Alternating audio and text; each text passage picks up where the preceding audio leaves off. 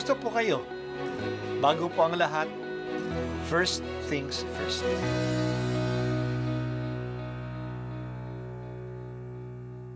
Good morning po. Sinisimulan po natin ngayon ang first things first. At dito po, tinatalakay natin sa unang bahagi ng umaga natin ay ang first readings na binabasa po sa banal na misa. Ito pong tinatalakay natin kasi madalas po kasi marami na tayong alam tungkol sa gospel readings. Pero konti po ang nagsasalita sa first readings. Pero ang first readings, bahagi din po yan ng Biblia, ng banal na kasulatan.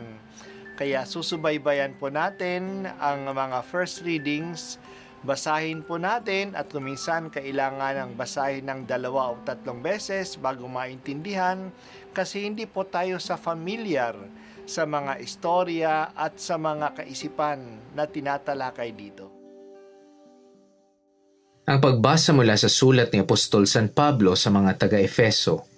Mga kapatid, ang bawat isa sa atin binigyan ng tanging kaloob ayon sa sukat na ibinigay ni Kristo. Ganito ang sinasabi ng kasulatan. Nang umakyat siya sa kalangitan, nagdala siya ng maraming bihag at nagbigay ng mga kaloob sa tao. Ano ang ibig sabihin ng umakyat siya? Ang ibig sabihin niyan ay bumaba siya rito sa lupa. Ang bumaba ay siya rin namang umakyat sa kaitaasan, sa kabila ng mga langit upang malaganapan ng kanyang kapangyarihan ang kalahat-lahatan. At ang iba'y ginawang apostol, ang iba'y propeta, ang iba'y ebanghelista, ang iba'y pastor at guro. Ginawa niya ito upang ihanda sa paglilingkod ang lahat ng hinirang sa ikauunlad ng kaniyang simbahan. Sa gayon, tayong lahat ay magkakaisa sa pananampalataya at pagkakilala sa anak ng Diyos at maging ganap ang ating pagkatao ayon sa pagiging ganap ni Kristo. Hindi tayo matutulad sa mga batang nadadala ng bawat aral, parang sasakyang dagat na sinisiklot-siklot ng mga alon at tinatangay ng hangin. Hindi na tayo malilinlang ng mga taong ang hangad ay ibulid tayo sa kamalian. Manapay sa pamamagitan ng pagsasalita ng katotohanan sa diwa ng pag-ibig, magiging ganap tayo kay Kristo na siyang ulo. Sa pamamagitan niya'y nabubuo ang katawan mula sa bahaging pinag-ugnay-ugnay ng kasukasuan at kung maayos na gumaganap ng tungkulin ang bawat bahagi, ang buong katawan ay lalaki at lalakas sa pamamagitan ng pag-ibig. Ang salita ng Diyos. Salamat sa Diyos. Si Jesucristo na bumaba mula sa langit ay umakyat uli sa langit. Pero siya na umakyat sa langit ay nagbigay ng iba't ibang kaloob sa kanyang katawan, ang simbahan. Hindi niya tayong iiwanan na empty-handed.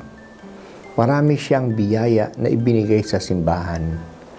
Ang iba ay ginawa niyang propeta. Ang iba ay tagapagturo. Ang iba ay tagapamahala. Ang iba ay leaders. Ginawa niya ito upang ihanda sa paglilingkod ang lahat para sa ikauunlad ng simbahan. Kahit nakakaiba ang magagawa ng bawat isa, nagkakaisa pa din tayo sa iisang pananampalataya at iisang paglilingkod. Huwag tayong magpaninlang sa iba't ibang mga turo. Huwag tayong maging mga bangka na nagpapadala lang sa iba't ibang direksyon ng alon at hangin. Magpakatatag tayo. Kaya ipahayag natin at magsalita palagi ng katotohanan ng pananampalataya sa diwa ng pag-ibig upang maging ganap tayo kay Kristo, ang ulo ng simbahan na walang iba kundi ang kanyang katawan.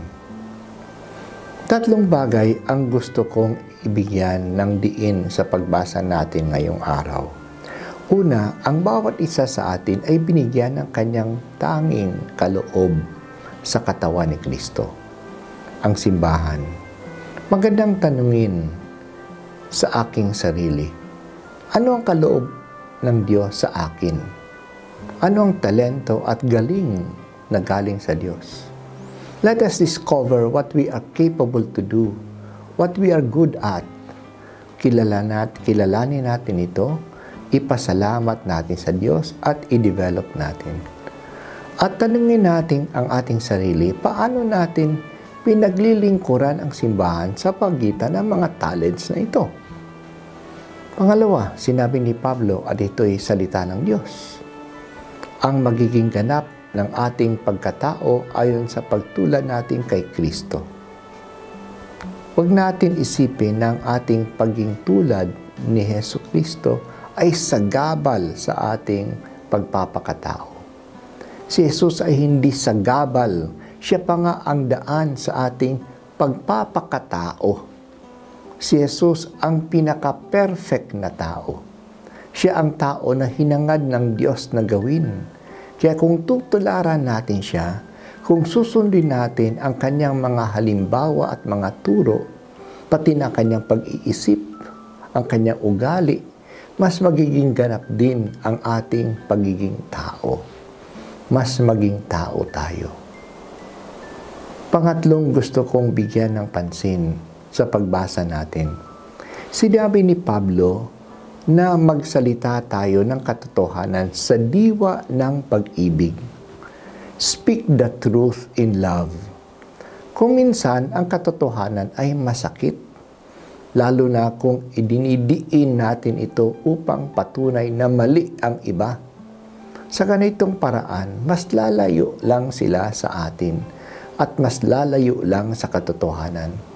Kaya nga hindi natin mapapalapit sa Diyos at sa ating pananampalatayang Katoliko ang iba sa pamagitan ng pagdidibate. Sa halip, ipahayag natin sa iba ang katotohanan sa diwa ng pag-ibig. Mas maaakit ang iba hindi gaano sa katotohanan ng ating sinasabi, kundi sa pagmamahal sa kanila na ating pinapakita. Kaya maganda ang kombinasyon ng katotohanan at pag-ibig. Huwag natin paghiwalayin ang dalawa. Salamat o Diyos sa mga talents na binibigay mo sa akin. Ang mga talents na ito'y binigay mo upang may magamit ako sa aking pagsiserve sa iyo at sa iyong simbahan. Pagsisikapan ko po na magbalik handog sa iyo ng aking mga talents.